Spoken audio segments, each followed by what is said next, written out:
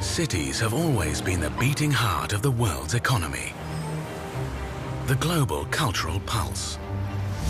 Today, the speed and scale of expansion is astonishing.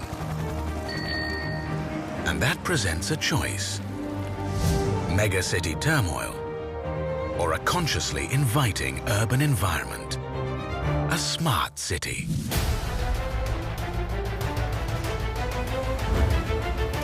San Diego is one of those cities poised to move in a smart direction. With an ocean that breathes life into its port and draws people to the city, it's a booming metropolis. It is attempting to manage the chaotic forces of growth, to evolve from industrial border town to a leading high-tech hub. And it's doing so through conscious urban planning.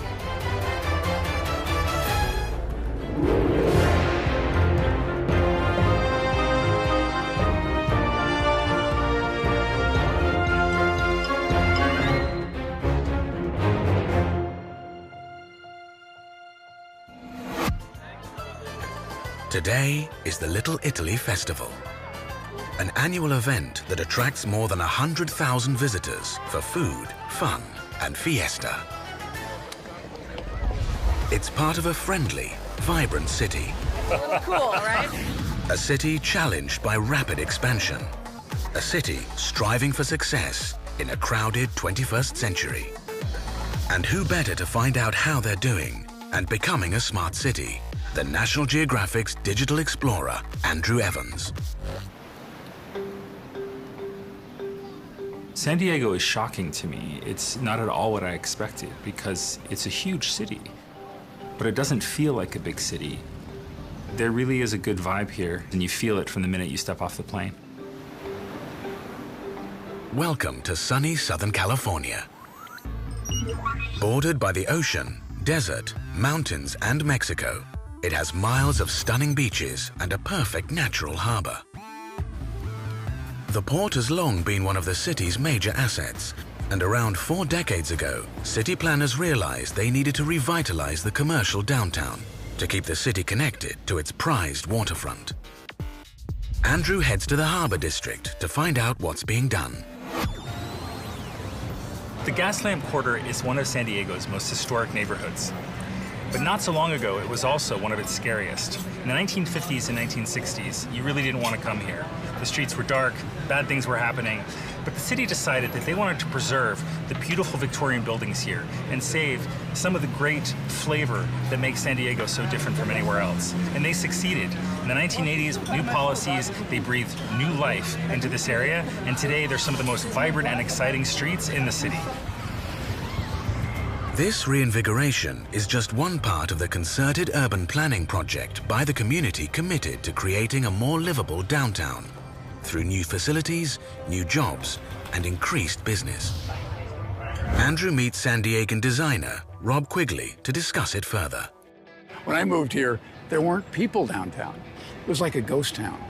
There had not been a new residence built there since World War II. Now there's tens of thousands of residences there. It's been an incredible transformation. Most cities faced with rapid expansion respond with suburbanization. Not so for San Diego. An old, dead inner-city space is being rejuvenated, and one of the keys to this revival is somewhat surprising. In so many cities, bookshops are closing, and libraries lack the public support that they once had. But in San Diego, the opposite is happening. Not only did they build a new central library, but they put it downtown, an area that's been empty and forgotten for so long. So what does that say about the people of San Diego? Why would a library be so important for them? Well, the city felt like it was missing a cultural heart. The Central Library is the only building that satisfies that role, not the City Hall, not the police station. It's really this building. And there is, I think, a longing for that. When lack of funding stalled the project, the community held gala events like this and raised a staggering $70 million. During the evening's festivities, Andrew catches up with the mayor, a man not surprised by such community spirit. When I think about the tremendous growth and revitalization that we've had in the city, particularly over the last 25 years, Where we're standing right here didn't exist. That makes the city very special. But what's also great is there's a sense of we're not done yet. We're constantly innovating. We're constantly changing. And I think that attitude is really what separates San Diego from other cities. San Diego's, we're still looking ahead. A key indication of a smart city is an actively engaged community, and all the hard work is paying off. 3,000 people enter its doors every day, and 45,000 new library cards are now issued. We live in a digital age, but you've made a building for books. Well, this building has 400 computers. We hoped even to link our auditorium and meeting rooms with the University of California digitally, so there'll be a real-time ability to attend lectures in both locations. It's kind of a coming together of education and culture with high-tech overtones. But that's not to say that it doesn't need to function on the other level of community and people and camaraderie. The idea of community is not old-fashioned. It's timeless. The San Diego Library is still filled with books, but it's so much more. It's a digital space that's completely wired, and it's a smart space where citizens can come together and learn and share and invent. This is the blueprint for the libraries of the future. Unlike many cities under threat from rapid expansion, San Diego is actively nurturing its downtown. With the help of public funding, 3 spaces are bringing the community back to its urban center. Along the harbor is the ballpark of the San Diego Padres. Each game is capable of hosting almost 42,500 baseball fans. The convention center, venue for the world-famous Comic-Con, is a pop culture phenomena and draws people from all over the country. And right on the water, in the heart of the city, the international airport is connecting San Diego's downtown to the world, with non-stop flights to London and Tokyo. Facing the challenges of expansion, San Diego is making bold decisions. But it's all for naught if they don't make smart decisions about how people get around. So I'm driving an electric car through San Diego. It's a nice, smooth ride, very clean. And in fact, in San Diego, they have more than 10,000 electric cars in use, which is impressive. We have a real problem with using too much energy. And San Diego has addressed it by finding new and creative ways and innovations to have more sustainable and clean energy.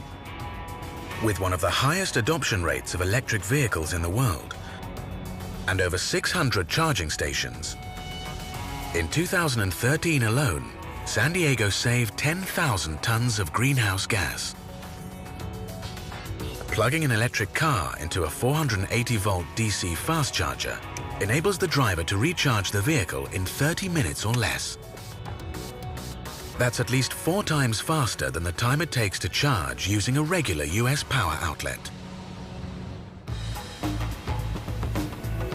Electric vehicles and the infrastructure to support them are just one part of the citywide drive to use energy more wisely. San Diego Gas and Electric is also helping lead this proactive charge, a cutting-edge, technologically advanced smart grid that enables its users to safely and reliably increase significantly the use of renewable energy. Jim Avery takes Andrew on a tour of the tech. This meter is on every home here in San Diego, and it's taking electronic information and sending it to the utility company and to a website so the consumer can see it themselves. And with simple applications, they can understand how energy is being used and where it's being used and how much it costs. This is a whole new way of managing a city's power. Digital technology enables two-way communication between the utility and users. Consumers can better manage their energy use and reduce their community's carbon footprint without compromising their lifestyle. By the end of this year, about 1/3 of our energy will be coming from renewable resources. Yet 10 years ago, it was less than 1%. In 10 years, we're going to have well over 100,000 plug-in cars on the streets. And from the standpoint of greenhouse gas emissions, San Diego will be one of the cleanest utilities in the world in the next 5 to 10 years. Tying together San Diego's efforts to stay green and clean and continue its rapid growth is the port. It operates an onshore power system connecting to the city's smart grid. While berthed, each vessel is plugged in, eliminating the need to run diesel engines, drastically reducing fuel emissions and effluent. And the benefits are clear to see. It's a recreational destination and a busy working harbor. The port is critical to San Diego's success. It really is what put San Diego on the map. It's what connected it to the rest of the world, and having the downtown right next to the port. That's very unique in a modern city.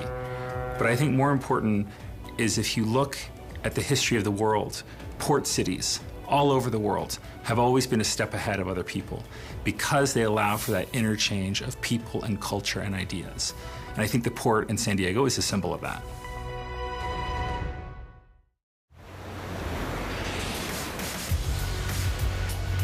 San Diego, where the desert meets the Pacific Ocean, is one of the fastest growing cities in the US, and the allure isn't a modern phenomenon. Long before Europeans trekked across the continent, San Diego was settled by sailors from Spain. And successive waves of immigrants continue that inexorable expansion. Today, technology plays a crucial role in urban transformation, and a critical success factor is the development of tech-savvy talent. With one of the highest concentrations of tech companies in the US, it's proving a magnet for new talent. Andrew wants to find out how and why. A good place to find specific answers is in one of the city's many academic institutions. Looking ahead, smart cities will have to find new sources for fuel, food, and medicine. And in San Diego, they're finding those solutions in their own backyard with an organism that's so common and you can find anywhere: algae. At the University of California, San Diego, Dr. Stephen Mayfield is spearheading biotech research that could change the world. The simplest way to think about algae is that it is a photosynthetic organism, so just like a plant, except it lives in water. This simple aquatic plant has limitless potential. From brand new cancer treatments to the production of food protein. Whoa, this is like a comic book lab. But the application getting the most traction is an eco-friendly biofuel. The first question that a lot of people say is, why are we going to use algae for biofuels? And the simplest answer for that is because we already do right now. So 100% of the petroleum that we drill and pull out of the ground is algae oil. It's not melted dinosaurs like people think. It's just ancient algae that has been kept underground for a couple 100 million years, and that became crude oil. So in many ways, it's not a new invention, what we're trying to do. The difference is that rather than having oil that's been sequestered underground, we're growing it in ponds in real time. We have identified species of algae that grow very rapidly. They produce the right oil, the right lipid content. We have a process that we can take that to scale. We harvest it, we extract the oil out of it, and we've sent that oil to refineries, and they have converted that oil into gasoline and diesel. You're telling me I can drive my car with pond scum? You can drive your car with pond scum. Once we make it into gasoline, it is identical. You cannot tell the difference when you go to a gas station and pump algae gasoline into your car versus crude oil. The reason it's less polluting is because the carbon that's in that was captured from the atmosphere the week before by photosynthesis.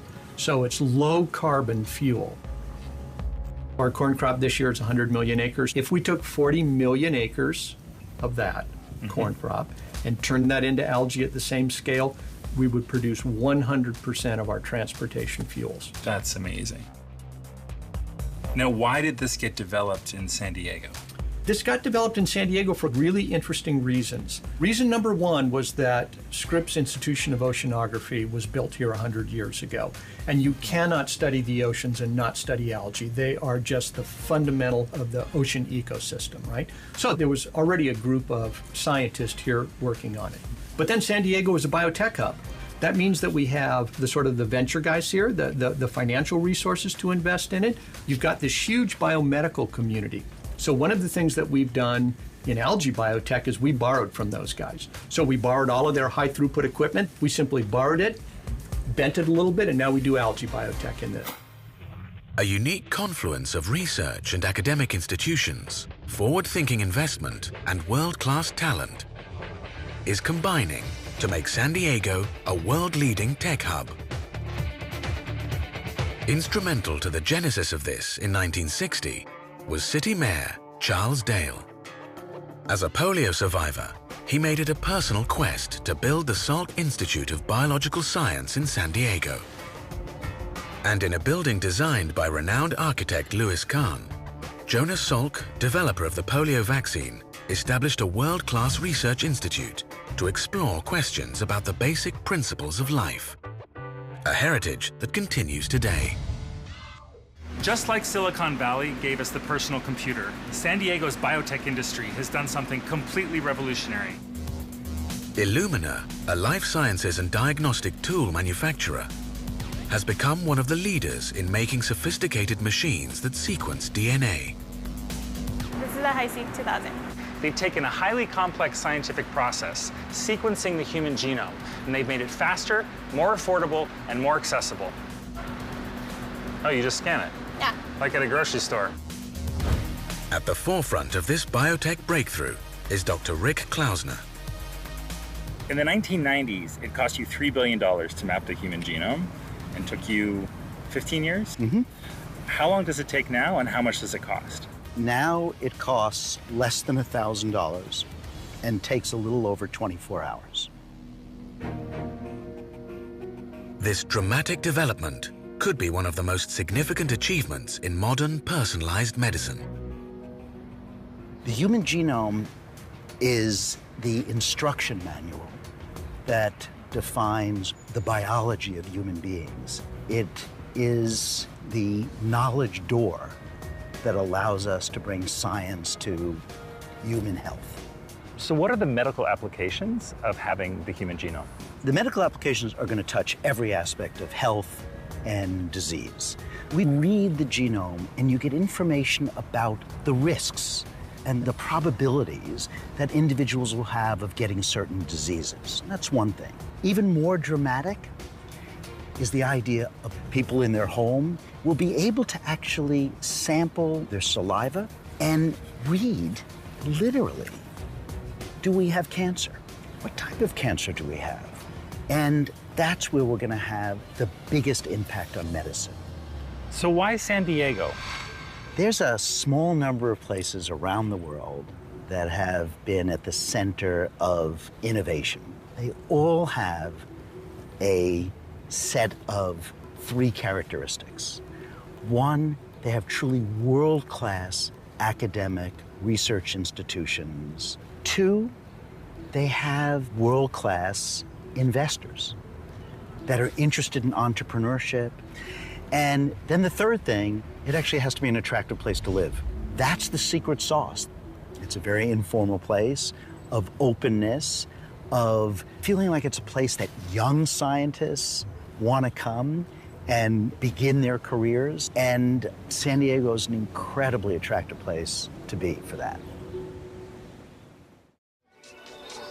Attracting talent is only half the equation. Managing and maintaining that growth for the future is crucial.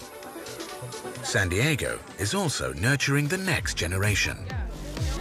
So I wanted to show you some of the creations that these kids have made, and they're pretty ridiculously awesome. Qualcomm, the world leader in next-generation mobile and wireless technologies, has decided to nurture the future. In this lab, children from all over San Diego come to exercise their creativity.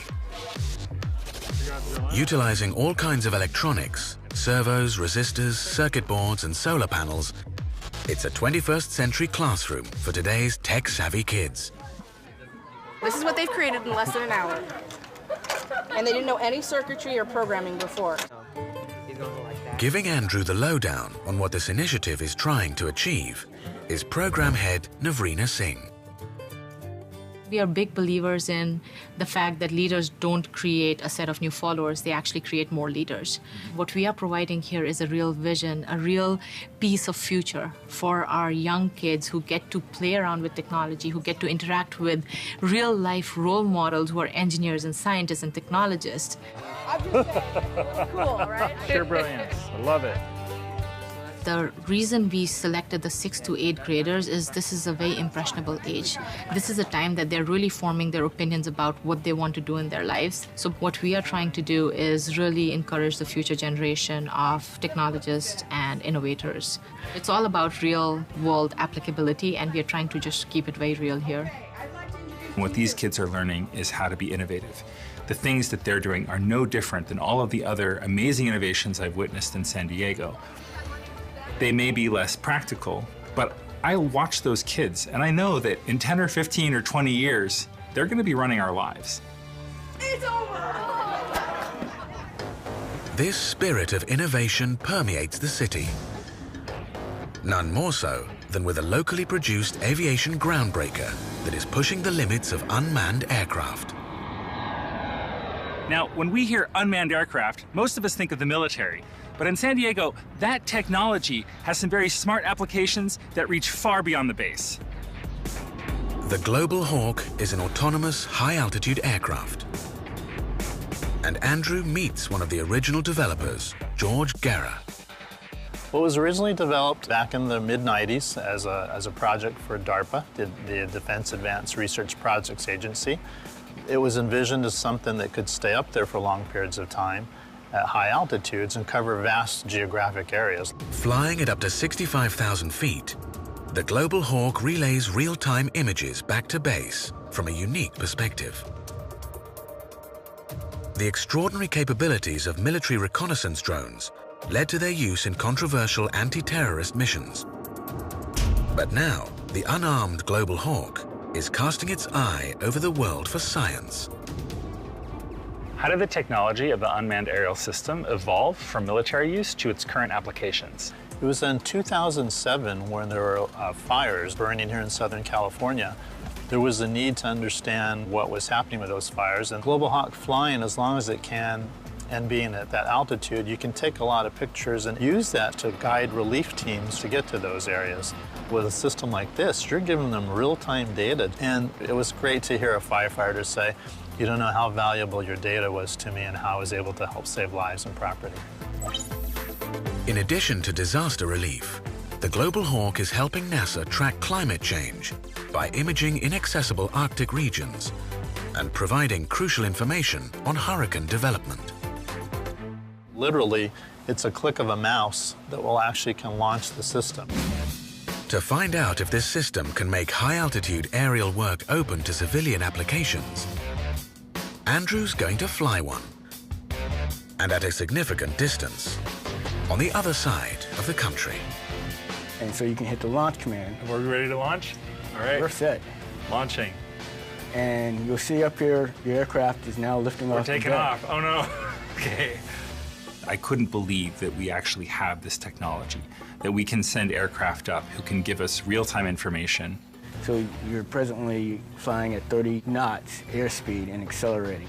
I got so excited just sitting there, and suddenly I wanted to fly this thing to all of these places in the world because I wanted to see what was happening there right then. Why did such a unique technology start here in San Diego? I think part of it stems from the aviation history that's here in San Diego, from the early days of the Spirit of St. Louis for Charles Lindbergh, and really good schools. We never seem to have a shortage of people that are interested in working in this type of area. We're proud of the fact that, we developed it here in San Diego, and we're continuing to grow that technology from the first days of when we started Global Talk to what it's evolved today. People here are working very hard, and some of the things they're doing are extremely serious. But it doesn't feel that way when you talk to them. It's almost as if they're playing. They're playing with technology, and the things that they're finding have very serious implications for the city, but for the whole world.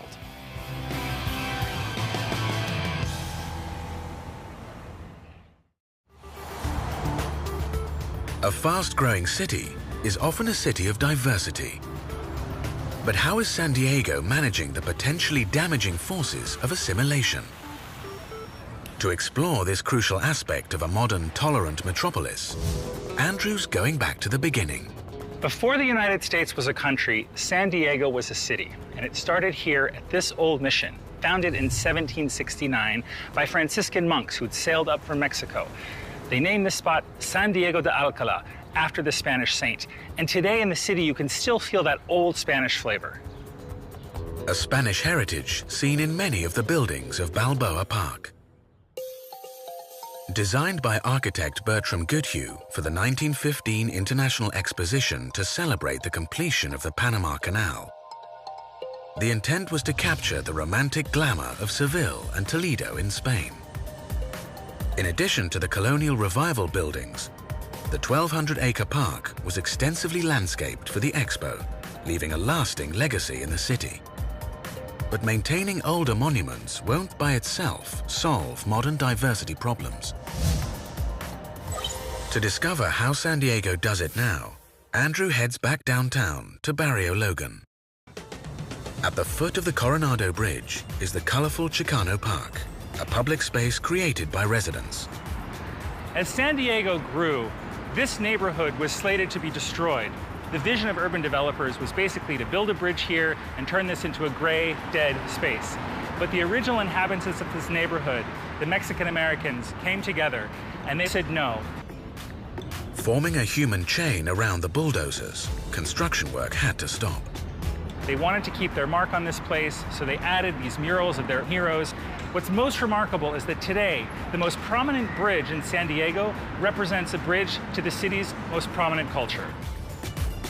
Across the US, immigrant populations are being dissolved into the American cultural melting pot. But here in San Diego, communities proud of their heritage are maintaining their diversity. There's urban renewal, and because of our concerns with energy and living space, it just makes sense for people to move back into the city centers. But it doesn't happen automatically. You have to make very specific decisions. And what I admire in San Diego is that they really want to keep the original flavor of the neighborhoods. So for Barrio Logan, they really want to treasure the old Mexican past and what that means. Barrio Logan is one of the oldest and most culturally rich urban neighborhoods in San Diego. It seems to be working. San Diego is one of the most ethnically diverse cities in the US, with over 100 different languages spoken. I feel like San Diego reflects a tradition that you see in port cities all over the world, which is that people from so many different countries and cultures collide. You have the Mexicans, the Vietnamese, and Filipinos, and Chinese all coming together. It's this beautiful eruption of new things. And that really is a force for innovation. An upside to the cultural mosaic, where communities are encouraged to preserve their heritage, is the food. What a glorious day. Welcome, Andrew. Thank you. This is beautiful. Today, Andrew is tagging along with local luminary, Chef Su Mei Yu. See, in the middle of nowhere, we're surrounded by mountains and arid area and oak trees. Su Mei is shopping for produce for her restaurant in one of the 6,000 small farms that surround the city. This place is called El Campito, which is a little camp owned by a friend of mine named Felipe Ariza. Hola, Felipe. Hola. How are you, Felipe? This is my friend Andrew. This is Felipe Ariza. Hi, hello. Nice to meet you. Very nice to meet you. So how do you support a 10-acre farm nowadays? Well, what we do is we go directly to chefs. Chefs nowadays are much more interested in getting high-quality produce. So this is kale. Toscano kale. It's an heirloom variety from Italy. We go back to old heirloom varieties where you have all that flavor, you have all that nutritional value, everything is there, and nothing's been genetically modified to last longer just because, you know, it will ship better. It's not about that. Farms like these, local, ethical, and sustainable, have a symbiotic relationship with the city. And connecting big city demand with small farm supply are forward-thinking chefs like Su Mei. So Su Mei, how are farms like this changing the way that you cook? As a cook, you start to create as soon as you see a product. And I thought, I know what I could do with this. So in some manner, he's helping me to generate new recipes. I would bring back to him from Thailand some seeds and say, grow these. And then he helps me by growing exotic, beautiful things that I could go back and spark comes into my mind of what to do with them. San Diego is breaking the trend. Instead of large corporate farms, they have small family farms right next to the city. Smart cities, the cities of the future, will need smart chefs and smart farmers coming together in a food revolution. How do you feel that all the different immigrants who come to San Diego help change the local taste? A tremendous amount of surprises and contrasts. And it has excited the San Diegans who lived here for centuries to know that the hamburger will never taste the same again because of the food and influence from Southeast Asia, from Africa, from the Filipinos, from the Guamanians, regardless of where you came from, what nationality, because all of us would like to maintain healthy eating. People come in and eat this dish called brain food because it is really good for your brain. Not bad, right? That's great. They didn't make any mess. No, not at all.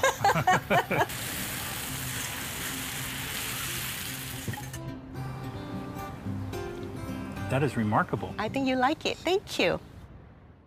Sumei's cooking reflects very ancient cultures. She's Chinese. She brings millennia of recipes and traditions to the US, and then she sources it all from a Mexican organic farmer. Cultures collide, and suddenly they're thrown together, and they're trading things, even if it's just a recipe or an idea or a way of doing things.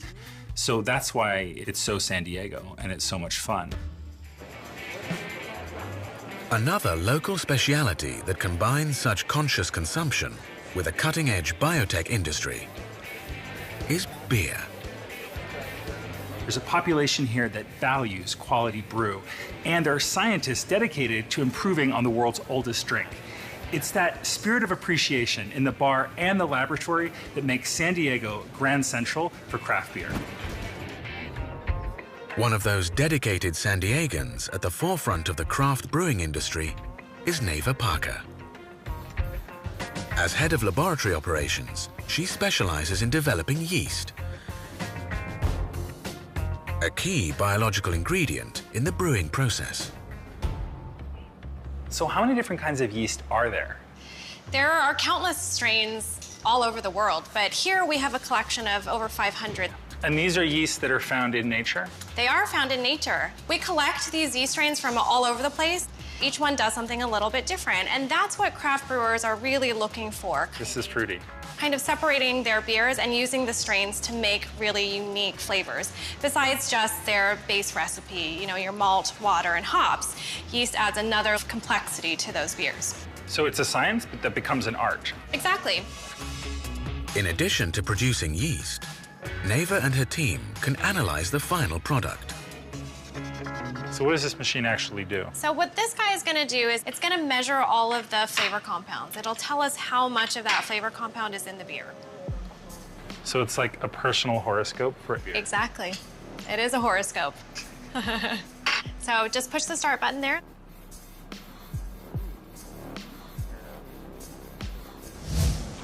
All right, so this is it.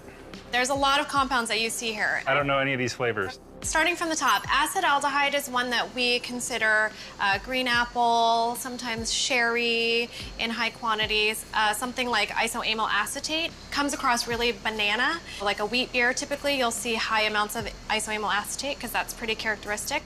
Every flavor is really just a chemical compound. Exactly, it is a chemical compound, and those are all produced from the yeast fermentation. And what makes this state-of-the-art biotech so much fun is the end result. So this is the final product. That's right.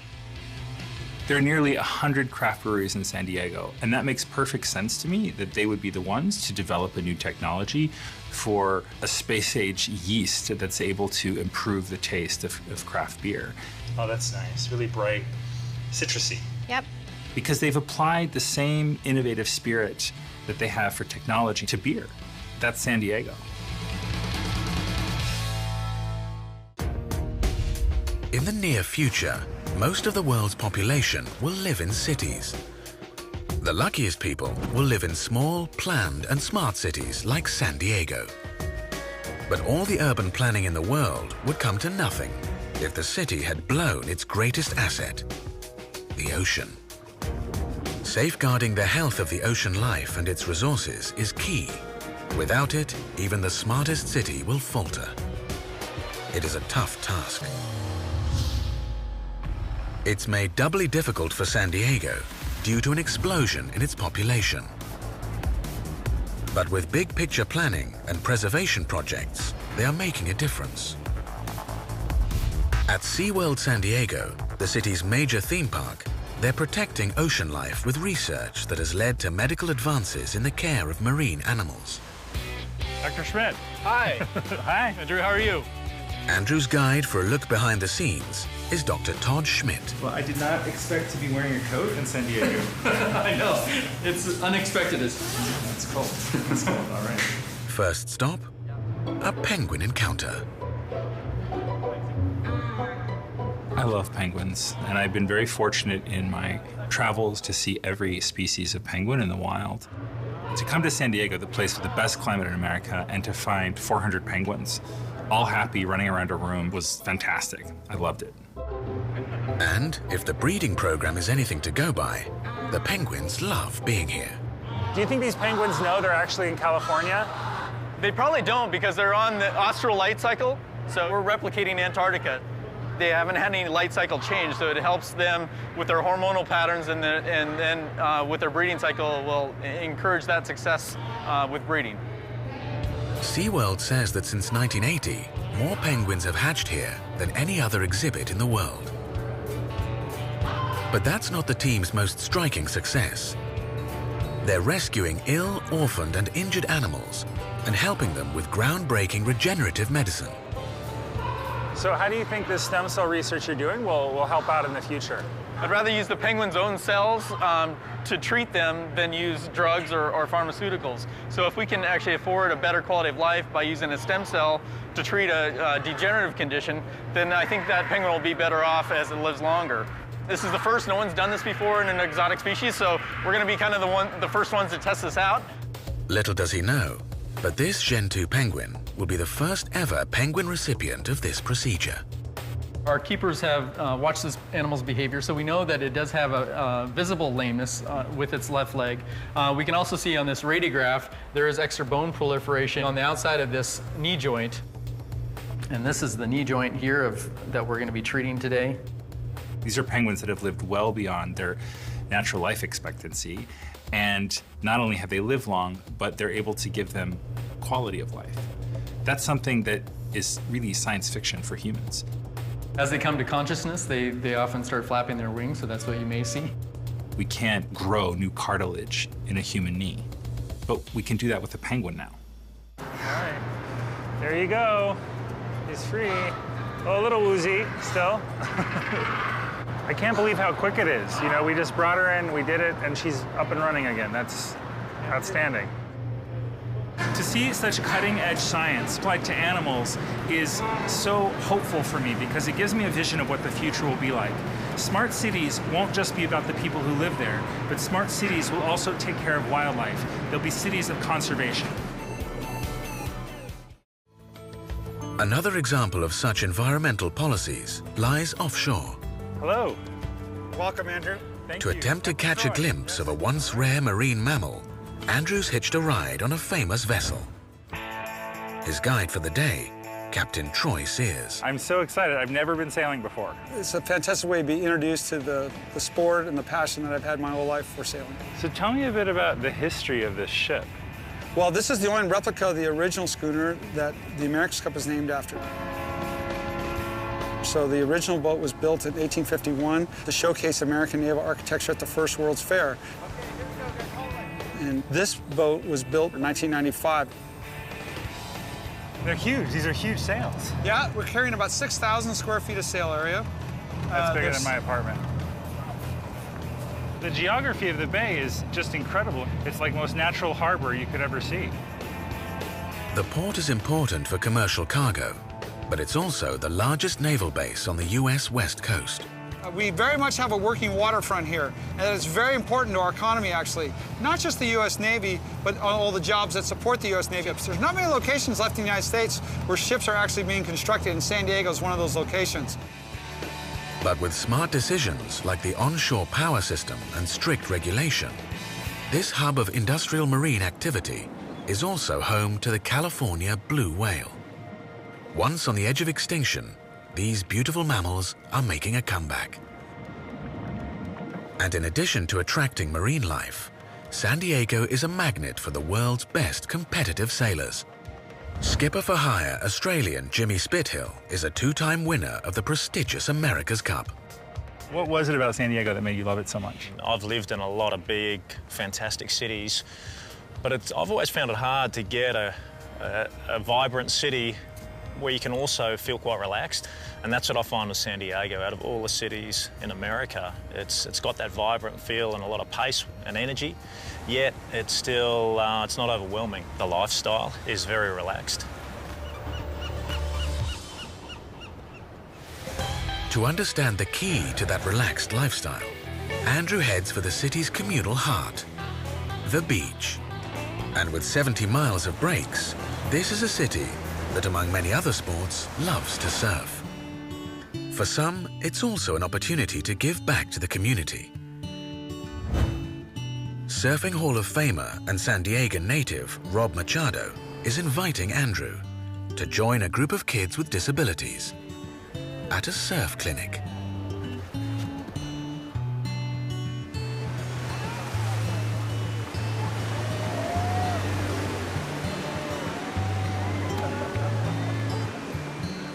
Then it's my turn. So I jump on the board and I'm waiting, and Rob says, paddle now, paddle fast. And then I was just like in a washing machine, just tumbling. And I knew I wasn't surfing, I was just kissing the sand. You know, it's actually really moving to watch these kids surf because they don't give up. They just go at it again and again and again. And they're not thinking I'm limited or I can't do this. They're just like, I'm gonna do it till I do it. It's an enriching experience for everyone, students and teacher. That was so inspiring to be down on the beach today and to be able to help out. Beautiful day. I saw a kid stand up on a surfboard with one leg, and I honestly don't think I could do that if I tried. And he might have been maybe 10 years old, but I think my jaw was in the water. I was like, oh my gosh, so cool, so inspiring. I've seen all age groups, I've seen kids, I've seen grandparents. It seems that everybody surfs here. Surfing to me in San Diego is kind of synonymous, right? There's just a lot of good vibes around the beach. You take advantage of the outdoors when you live in San Diego. And it's very prevalent when you drive around on any given day, people running, biking, surfing, you know, skateboarding, it's all happening. To be able to start your day like that, or to have that as part of your life, like that is such a healthy balance. Not to get too metaphysical about it, but the fact that everyone here goes to the beach so often, they all go into the water, and it's this commonality, this baptism by water. So many of the people I've spoken with, be they a microbiologist or a chef, a lawyer, a school teacher, they all have fun. And a city that has fun together, no matter what creed or color or background, that's wonderful. And that is San Diego, the perfect storm. A city educating the talented innovators of the future. A hub for cutting-edge inventors. A city where talent, innovation, and technology live together with outdoor sports and relaxed lifestyle. A city where its inhabitants work together to create a new breed of city. The 21st century city. I feel like San Diego redefines what smart means. In San Diego, a smart city is a city that works for everybody. It's a city that isn't daunted by the challenges of the future. They keep experimenting and keep trying until they find something that works. That's a smart city.